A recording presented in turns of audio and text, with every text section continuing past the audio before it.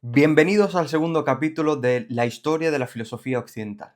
En este caso iremos con el segundo filósofo reconocido en la historia occidental, que sería básicamente Anaximandro de Mileto. Sí, volvemos a lo mismo, a Mileto. El origen de la filosofía, por lo que se ve, tuvo origen en Mileto. Según los registros, según los estudios y los fragmentos que tenemos, se consideró a Tales de Mileto como el primer filósofo, pero Anaximandro se le considera como en un nivel un poco más alto en cuanto a su relación con la filosofía, ¿vale? Hay que tener en cuenta que estos filósofos de la naturaleza, estos filósofos presocráticos, no se dedicaron únicamente a la filosofía, sino que, como estamos viendo y como vimos en el primer capítulo, dediqué el capítulo de Tales de Mileto no solo a expresar su forma o su aspecto filosófico, sino que también me dediqué a expresar sus aspectos cosmológicos y otro tipo de detalles que podréis ver en el primer vídeo. En el caso de Anaximandro de Mileto vamos a hacer lo mismo. No nos vamos a determinar simplemente a ver su aspecto filosófico, sino que vamos a ver toda su forma de pensar el mundo. Por eso yo recomiendo y veo que es un concepto mucho más acertado no llamarlos filósofos de la naturaleza o filósofos presocráticos, sino llamarlos pensadores de la naturaleza, ya que, como dijimos en el primer episodio, pasábamos de conocer la realidad mediante los mitos y los dioses a conocerla mediante el análisis o mediante la razón. Por lo que eso es lo que considera o da la posibilidad a que la filosofía sea posible, ¿no? Y además no solo la filosofía, sino también la ciencia, ¿vale? Con Anaximandro de Mileto, pues como decía, no es simplemente un filósofo, sino que también fue un geógrafo y lo interesante es que fue el discípulo de Tales de Mileto. Además fue el maestro de Anaxímenes, que será el siguiente filósofo que veremos a continuación, en el tercer episodio. También podremos destacar que su fecha de nacimiento, su fecha de muerte aproximada sería entre el 610 a.C. hasta el 546 a.C., que coincidiría con la muerte de este autor y coincidiría con la muerte, perdón, coincidiría con el nacimiento de otro filósofo importante de estos pensadores de la naturaleza, que sería Heráclito, ¿vale? Heráclito es uno de los más importantes porque además tenemos varios fragmentos que analizaremos en los siguientes episodios, ¿no? Es importante entender que Anaximandro, pues, además, como decía, no era filósofo, sino que era geógrafo, ¿vale? Y construyó un mapa, o es uno de los primeros mapas que reconocemos del mundo, ¿no? Uno de los primeros intentos de dibujar o acatar, ¿no?, lo que sería la forma geográfica del mundo, ¿vale? También no solo fue filósofo ni geógrafo, sino que además también fue legislador, ¿vale? Se supone que se construyó una especie de constitución, ¿no? Y que fue el causante o el protagonista de esta forma de constitución en Mileto, ¿vale? Cabe decir que seguimos en estos filósofos presocráticos, en estos pensadores de la naturaleza, como los he llamado, en los que no tenemos fuentes primarias como tal, es decir, como veremos en Anaximandro, sí tiene un tratado y mucha gente, muchos pensadores le dicen que sí, que escribió un libro llamado Sobre la naturaleza, ¿vale? Pero los fragmentos que tenemos son de otros filósofos, otros pensadores que hablan sobre Anaximandro, ¿vale?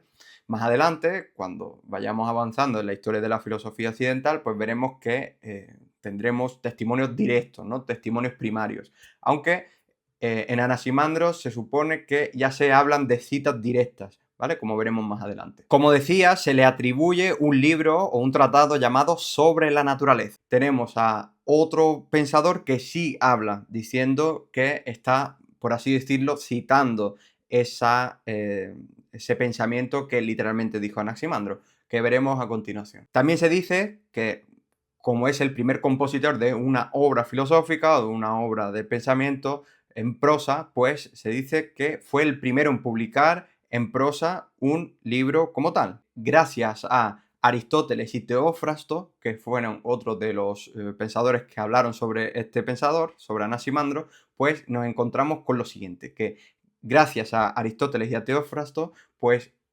tenemos hoy en día a Anaximandro como tal, como un filósofo considerado, ya que Platón en ninguna de sus obras que tenemos hoy en día lo considera o lo menciona.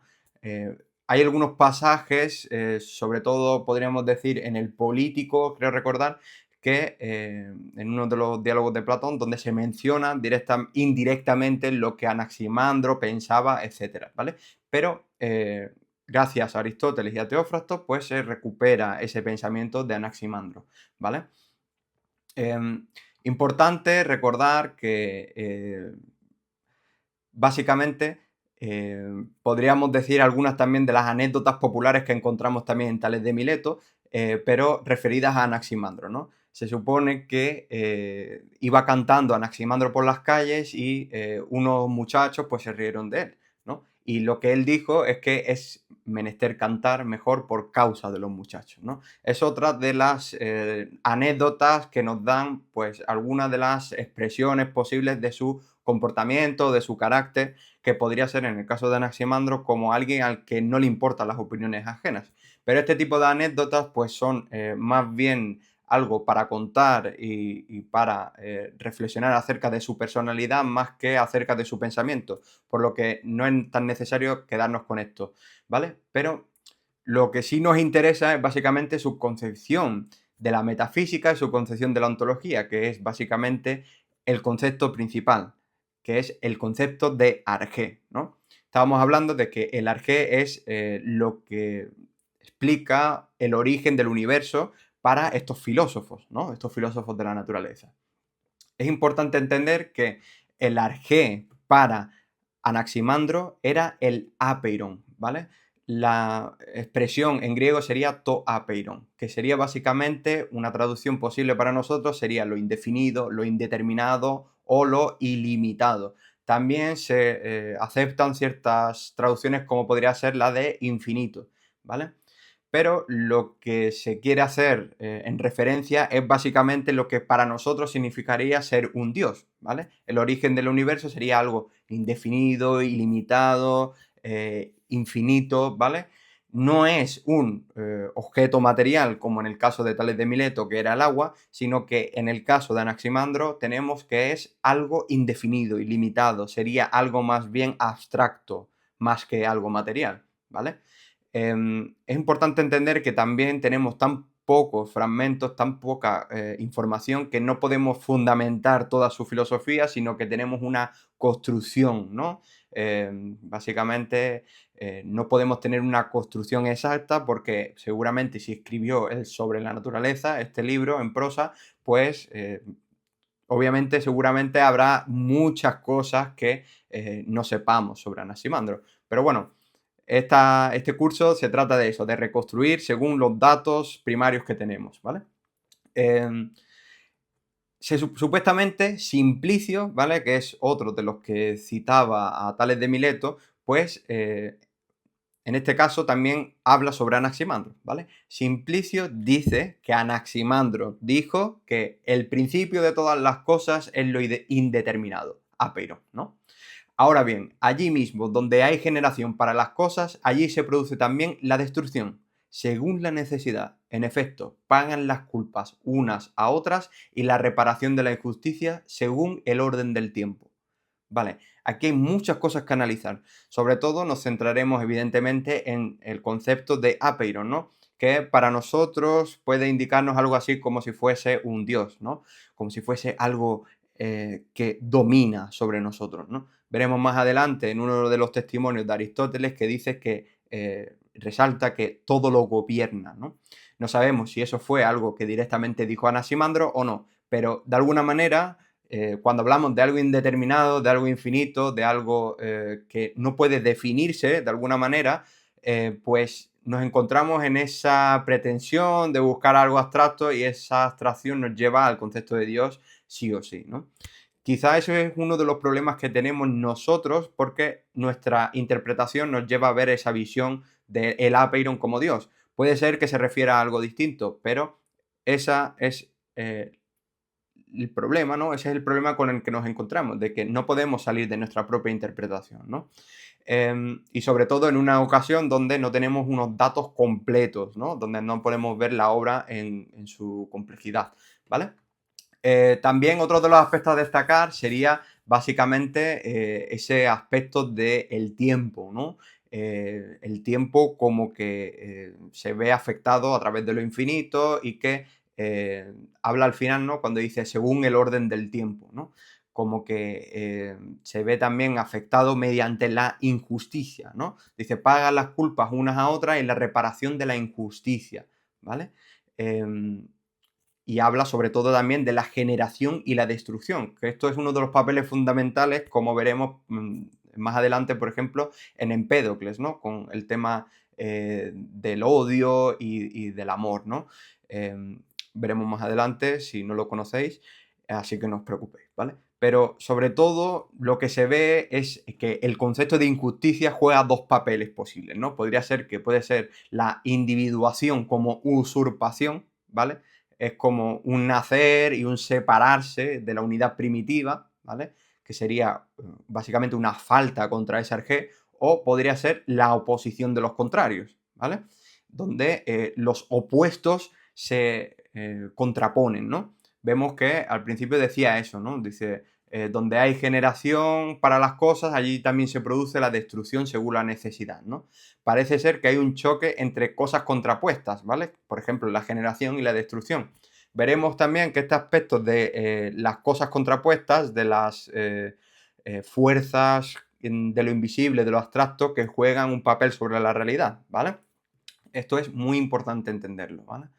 Eh, Aristóteles en la física pues habla de eso, ¿no? De que Anaximandro veía que esa conjunción de la realidad podría ser una separación de los opuestos a partir de la mezcla, ¿vale?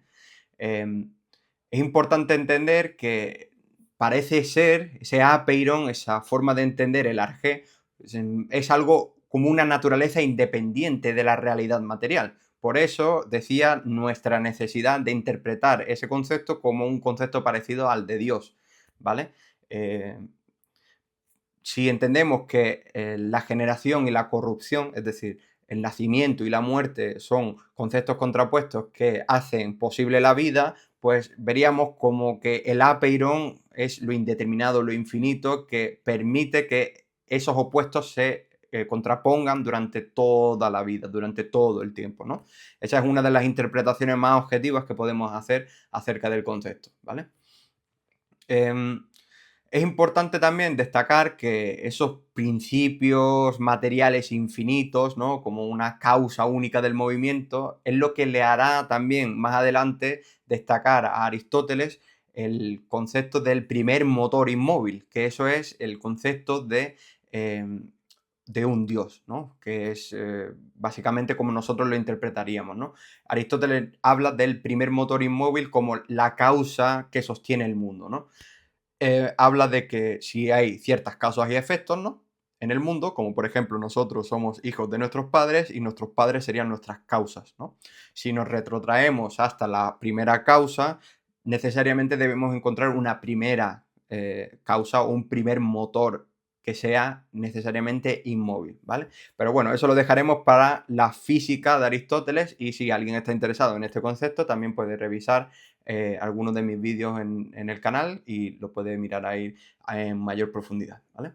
Eh, Otra de las cosas importantes de Anaximandro sería básicamente que habla de una pluralidad de mundos, ¿vale?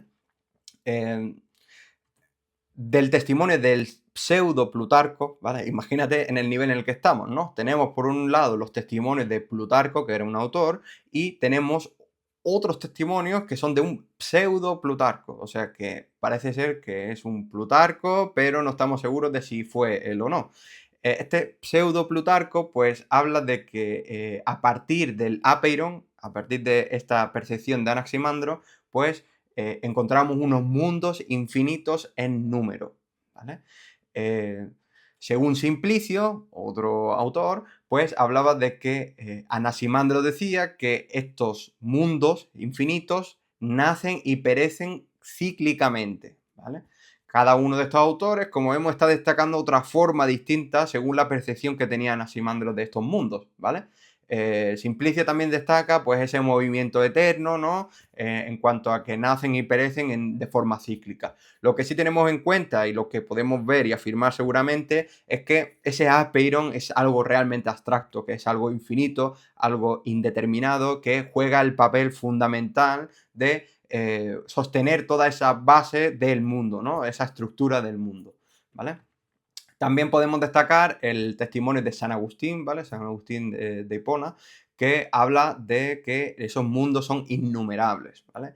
De que Anaximandro decía que esos mundos eran innumerables, ¿vale? Y que destacábamos con los otros testimonios que pueden ser infinitos o que alguno destaca que es un movimiento eterno, ¿vale? En esa generación, en esa corrupción constantes, ¿vale? Pasando a otra temática, podríamos hablar de la cosmología y la astronomía en Anaximandro, ¿no? Eh, Según Anaximandro, es importante entender que el cosmos se organiza según un proceso de rotación, ¿vale? El fuego ocupa la periferia, ¿vale? La Tierra se supone que es fría y húmeda, ocupa el centro, ¿vale? Eso hay que entenderlo como en una cierta cosmología de los anillos, ¿vale? Em, Esto es básicamente lo que tenemos de esos testimonios de otros pensadores que dicen sobre Anaximandro. Según Anaximandro, en manos de estos pensadores, dijo que el Sol, por ejemplo, es 27 o 28 veces mayor que la Tierra y la Luna 18 veces mayor, ¿vale? Como vemos, estos pensadores ya estaban pensando no solo sobre esta realidad material que vemos, sino que buscaban el origen del universo y además se fijaban en otros astros, ¿no? Es algo impresionante, ¿no? Cómo se atrevían a medir incluso este tipo de astros, ¿no? ¿Cómo lo hizo? Lo veremos más adelante. Más adelante. Vemos también que la Tierra, ¿vale? Se ve descrita por parte de Anaximandro como un cilindro, como un tambor, ¿vale? Donde flota en equilibrio en el espacio y que tiene una equidistancia simétrica, ¿vale? Pero es bastante interesante, ¿no? Cómo manejaban estos conceptos cosmológicos en el siglo VI a.C., ¿vale? También podemos destacar, pues eso, ¿no? Que hablaba de esa descripción del mundo como básicamente unos anillos de fuego y aire, ¿no? Que serían básicamente el Sol y la Luna, ¿vale? Que circundan la Tierra, ¿vale? Estos astros visibles son orificios o respiraderos en la bóveda celeste, ¿vale? Según lo que dice Anaximandro. Es algo bastante paranoico, ¿no? Algo muy difícil de hablar, ¿no? Sobre todo para mí, que no soy alguien que estudie la cosmología, sino que alguien que estudia la filosofía, ¿no? Pero siempre me habría gustado hacer un curso completo sobre todas las perspectivas, sobre todo el pensamiento que ese autor dijo. Por eso estamos viendo estos aspectos fundamentales en Anaximandro, ¿vale? También, bueno, hablaba de que el Sol, ¿vale? Estaba posicionado arriba del todo, ¿vale? Y que las estrellas fijas y los planetas, pues no son más que algo que estaría más en la zona más baja, ¿vale? Estaba como clasificando la estratosfera, todas estas capas de la Tierra, pues según la posición del Sol dice que estaría más arriba y que las estrellas fijas y los planetas estarían un poco más abajo, ¿no? Evidentemente, desde la ciencia hoy en día seguramente se pueden discutir muchas de las cosas que estamos diciendo aquí, ¿no? Simplemente estamos exponiendo lo que él dijo, ¿vale? Simplemente podríamos decir que, para cerrar esta temática de la cosmología, que el Sol es el fuego más puro y que la Luna brilla con luz prestada, o sea que la luz brillaría gracias a la luz del Sol, ¿vale? Esto es interesante porque, como sabemos, supuestamente Tales de Mileto en el año 585 a.C., pues predijo un eclipse, ¿no? Y aquí vemos también esa influencia sobre su alumno, Anaximandro, que él también pues, se dedicaba a estos aspectos cosmológicos de la realidad, ¿vale? Dejando a un lado el tema de la cosmología, pues podríamos pasar al tema que habíamos dicho al principio. Decíamos que Anaximandro era un geógrafo, ¿vale?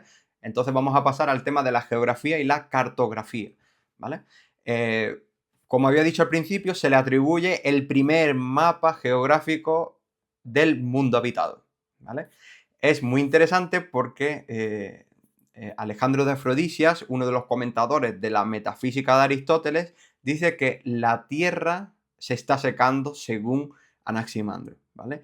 Y que reflejaba que el mar se secaría completamente en un futuro, ¿vale? Lo que dice es que el mar es un residuo de la humedad primitiva, ¿vale? Y que el sol va evaporando todo el agua para generar así vientos y órbitas celestes, ¿vale? Esto es algo muy interesante, ¿no? Cómo se fijaban en la realidad material para buscar su explicación racional, ¿no? Y eso es, evidentemente, lo que permite la ciencia y la filosofía. Por eso pienso que la ciencia y la filosofía siempre deben ir unidas, ¿no? Si explicamos la filosofía sin ciencia, no podemos llegar a ningún lado. Y si explicamos la ciencia sin filosofía, tampoco llegamos a ningún sitio. Por eso pienso que este curso debe ser dedicado a el pensador como tal. Pensador Tales, pensador Anaximandro, y no solo cerrado a una perspectiva filosófica, porque eso nos quita enriquecimiento acerca de esos pensadores y acerca del pensamiento sobre la realidad, ¿vale?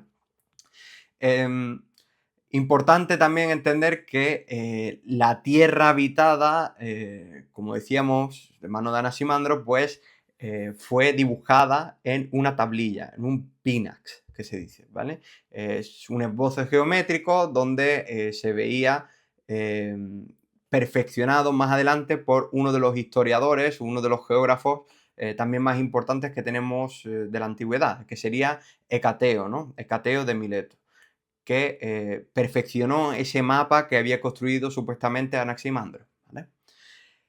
Dejando a un lado la geografía y la cartografía, pues nos iríamos directamente con la física, la meteorología y la sismología, ¿vale?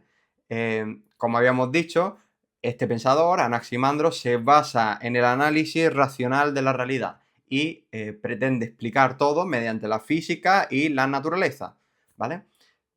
También buscaba la explicación de las lluvias, ¿vale? Decía que las lluvias nacen del vapor terrestre calentado por el sol, ¿vale? Eh, no estaría tan lejos de lo que pensamos lo que sería, por ejemplo, el ciclo del agua, ¿no? Dice, las lluvias nacen del vapor terrestre, ¿no? De alguna manera sabemos que cuando llueve se evaporan, se convierten en nubes y vuelven a caer y en forma de lluvia, etcétera, ¿no? Y se va eh, moviéndose en ese ciclo continuo que es el ciclo del agua, ¿vale? Vemos que la inteligencia que manejaban este tipo de pensadores, porque nosotros hoy en día necesitamos un libro para decir algo sobre la realidad, pero nos atrevemos a pensar, como decía Kant, sapere aude, ¿realmente estamos ejerciendo el pensamiento como un verdadero filósofo o como un verdadero pensador? Si necesitamos estar continuamente refiriendo sin crear nuestro propio pensamiento. Evidentemente es muy importante referir a todas estas ideas que han construido la historia de la filosofía y la historia del pensamiento, pero también es muy importante dedicarnos a pensar por nosotros mismos, ¿vale? Y de ahí la importancia de escribir, ¿no? Eh, Volviendo al tema de Anaximandro, pues nos encontramos con que no solo habló de las lluvias, sino que también habló de los truenos, de los relámpagos, de los huracanes y de los tifones, ¿vale? La causa de este tipo de aspectos meteorológicos serían el viento, ¿vale? El viento es lo que produce ese movimiento de vapores, ese movimiento y la generación de los truenos, los relámpagos, huracanes y todo este tipo de aspectos meteorológicos mucho más grandes, ¿no? Y que afectan a la naturaleza, ¿vale? También se dice que de parte de Cicerón que Anaximandro también predijo un terremoto en Lacedemonia, ¿vale? Lacedemonia sería lo que nosotros conocemos como Esparta, ¿vale? Importante entender que este tipo de anécdotas son muy difíciles, ¿no? De saber si es real o no, ¿no?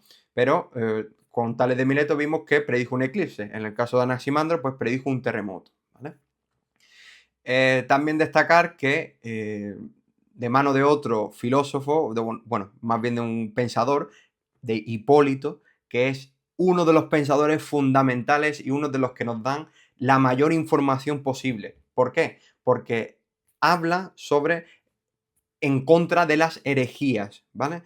Este Hipólito es un pensador cristiano que habla de estos pensadores de la antigüedad como Tales o Anaximandro que hablaban sobre el aspecto racional o el aspecto eh, natural de la realidad. Y como hablaban del origen del universo, del arjé, como el agua en el caso de Tales de Mileto, o el del Apeiron por parte de Anaximandro, este Hipólito lo que hizo es enfrentarse contra esas herejías, lo que no se proclamaba en favor del dios cristiano, ¿vale? Entonces, esta fuente bibliográfica es muy importante porque va en contra de todos estos pensadores, pero coincide con otros testimonios que hablan sobre lo mismo, por lo que este testimonio es fundamental, ¿vale?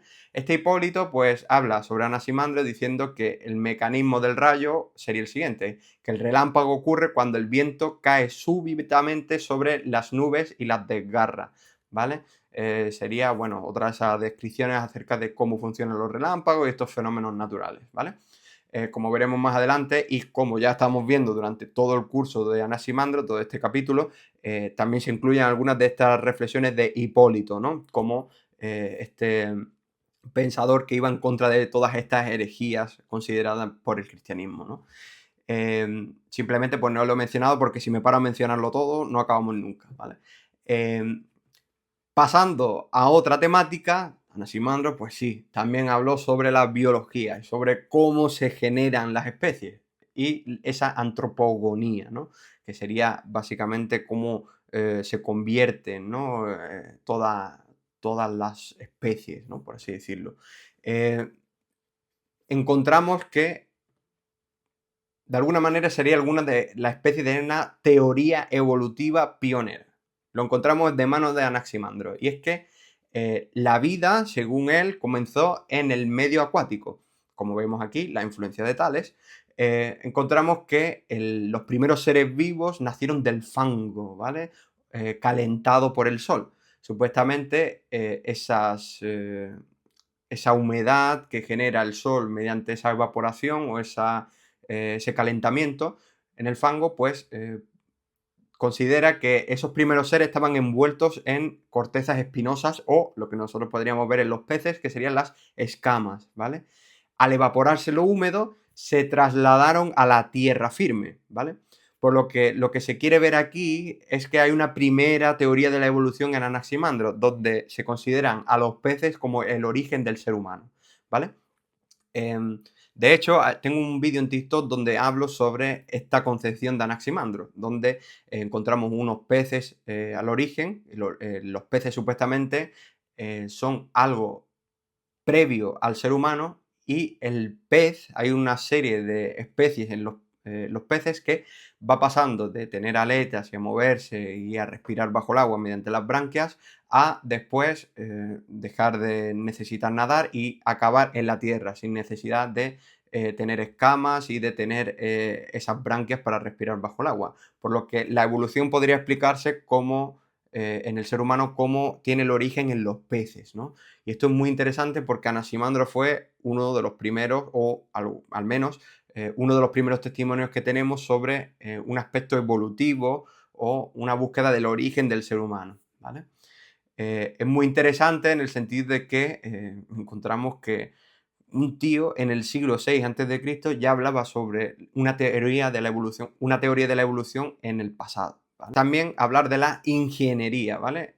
Y destacar que introdujo en Grecia un instrumento de medición. ¿Qué instrumento de medición? Pues básicamente algo que indicaba los solsticios y los equinoccios. Sería lo que se conoce como el gnomon, ¿vale? Que sería como un estilete vertical, ¿vale? Donde permite, pues, conocer las estaciones y estructurar un esbozo de la geometría, ¿vale? Que le permite analizar la realidad en cuanto a las estaciones y a todo este tema de los solsticios y los equinoccios, ¿vale? Em, También indica, según Diógenes Laercio, que Anaximandro construyó un indicador de hora, ¿vale? Eh, Como unos relojes de sol ubicados en Esparta, ¿vale? Que tenían un diseño como una esfera celeste para representar el movimiento de los astros. Esto es algo impresionante, ¿no? Pero que si refieren de esa manera a la realidad, de alguna manera tiene que tener algo de verdad escondido en estos testimonios, ¿vale? Aunque no sea exactamente como lo mencionamos, pero si esta información ya lo teníamos desde hace mucho tiempo, pues es interesante contraponerla aquí para ver que seguramente hay algo de verdad escondido en todo esto, ¿no? Y por último, pues destacar que lo que decías, que eh, este gnomon, este aparato para predecir estos equinoccios, solsticios y las estaciones, pues hay una discusión acerca de si fue construida literalmente por Anaximandro o si fue introducida por Anaximandro. Como sabemos, Tales de Mileto, su maestro, que vimos en el primer capítulo, se veía influenciado por Egipto y gracias a eso pues introdujo todos estos principios geométricos en Atenas, ¿no? Y bueno, en concreto en Grecia, ¿no? En general. Entonces vemos que puede ser que esta capacidad de lo de los equinoccios y los solsticios sea influenciado realmente por Tales y que introdujese este gnomon en Esparta gracias a estos conocimientos producidos por Tales de Mileto. Pero cabe destacar, y así para finalizar, que Anaximandro también fue uno de esos pensadores de la naturaleza y un verdadero pensador, como ya hemos visto. No solo hablaba de filosofía, sino que hablaba de cosmología, de ingeniería, de meteorología, de todo. Hemos visto aquí un repaso de todo su aspecto como pensador y este es básicamente mi objetivo para todo el curso y para todo el resto de capítulos. Describir las fuentes primarias para conocer todo lo que sabemos acerca de él. Evidentemente es interesante, bajo mi punto de vista, incluir ciertas interpretaciones y ciertos pensamientos que se me vienen a la cabeza mientras estoy haciendo el curso, para enriquecer aún más este curso y verlo no solo desde la perspectiva primaria, sino también desde la perspectiva secundaria, pero separando una de otra, para conseguir una perspectiva completa y, sobre todo, una perspectiva primaria acerca de todos estos filósofos. Ha sido un placer y nos vemos en el siguiente episodio. Hasta la próxima.